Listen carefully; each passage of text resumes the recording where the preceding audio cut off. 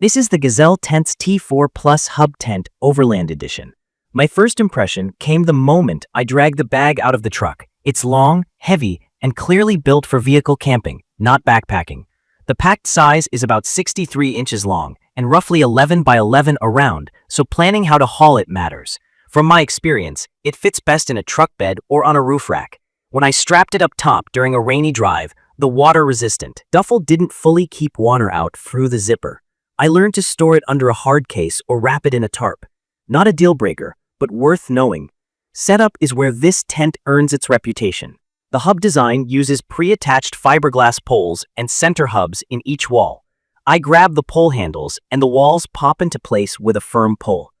That part really does land close to the advertised 90 seconds.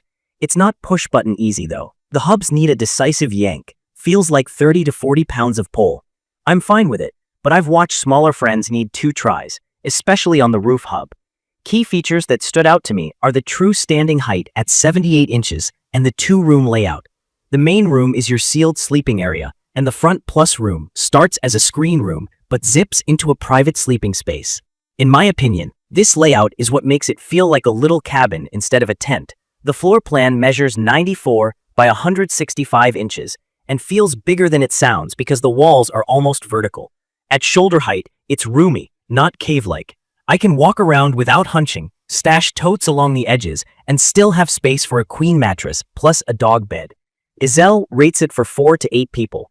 I think 4 to 5 adults with gear is realistic. It's perfect for families, tall folks, or anyone who likes a livable base camp. Materials are solid. The shell is a 210 denier Oxford weave polyester with a 2000 millimeter waterproof rating and UV 50 plus protection. Quick note for newcomers. Denier measures fabric thickness and durability, and 2000 millimeters hydrostatic head is a waterproof test. Fine for rain, not monsoon-proof. The floor is beefier at 300D polyester with a 5000 millimeter rating, and that matters when you kneel on wet ground. There's also a removable tub-style floor that attaches with zippers and hook and loop. I love popping it out to hose off mud and dog hair. The flip side is you have to seat that Velcro carefully, or you'll leave gaps for ants. The Overland Edition includes a 300D footprint, which I always use to protect the main floor from rocks and stickers. Zippers are YKK, and they feel strong with a positive bite. The stakes are upgraded all-terrain style. They hold well in firm dirt and clay. The rainfly takes the longest during setup. The tent is tall, so I either step on a cooler or toss the fly from one side and work it around. Getting it clipped and then guyed out adds several minutes, but those guy lines matter. With a tent that has tall, straight walls, wind wants to push it around. In stronger gusts, I've seen a wall invert if it wasn't fully guyed out. Staking every guy line and adding extra anchors on exposed campsites makes a clear difference. For new campers, guy lines are the cords that run from the fly or tent corners to ground anchors, and they're your insurance against wind. From my experience, 20 to 30 miles per hour is fine when fully tied out. Over that, I start to worry and look for wind breaks or a lower sight. I've had one storm in the 40 to 50 miles per hour range that pushed the sidewall in hard enough to scare me.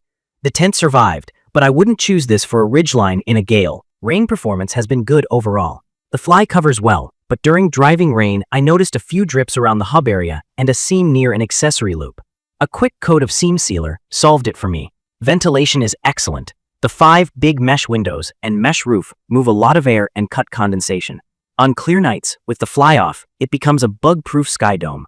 With the fly on and vents cracked, I still wake up dry. Living in it feels civilized. I use the front screen room as a mudroom and gear garage. Boots, wet jackets, and the dog all stay there, so the sleeping room stays clean. When friends join, the screen room turns into a second bedroom with the privacy panels zipped up.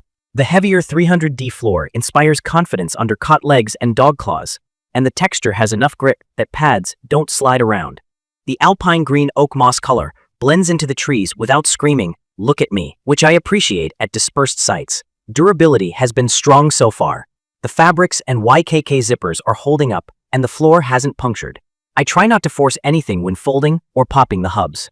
If a corner is staked too tight and you muscle it, the little metal tips at the poles can bend. I treat those parts with respect, and I pack a small repair kit, just in case. Taking the tent down is quick, but stuffing it back into the bag is a bit of a wrestling move because the fabric traps air.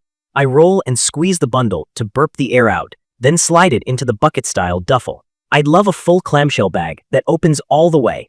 The current bag is big, but the zipper path makes loading a solo job that sometimes tests my patience. From my experience, the T4 Plus Overland Edition is best as a road trip or overland base camp.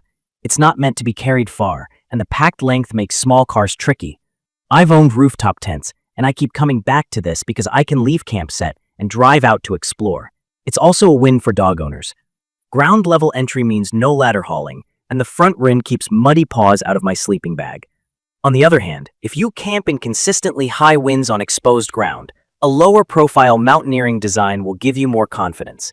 If you expect days of pounding rain, seam seal the usual suspects and use all the guidelines. Key features that sell it for me are the true stand-up height, a fast hub setup, the two-room flexibility, the heavier 210D, 300D fabrics with UV50+, the removable floor plus included footprint, and the upgraded stakes. The practical trade-offs are the 60-pound weight, the 63-inch packed length, the rainfly height challenge for shorter folks, the care needed on the Velcro floor seal, and the need to fully guy out in gusty conditions. It's perfect for families who want space, anyone running a truck or SUV with room to carry it, and overlanders who want to keep the vehicle mobile without tearing down camp. I'd recommend this for pet owners, tall campers, and people who value fast setup and real headroom over ultralight packing. In my opinion, this tent feels like a portable cabin that happens to go up fast. It won't make a windy ridgeline feel calm or turn a storm into a drizzle, but treated within its lane, it delivers a comfortable, organized base camp with fewer compromises than most pop-up tents. In conclusion, the Gazelle T4 Plus Hub Tent Overland Edition is a strong choice if you accept the bulk to get speed, space, and everyday livability. If you found this helpful, hit subscribe, drop your questions or your own experience in the comments, and I'll try to answer everything I can. Thank you for watching.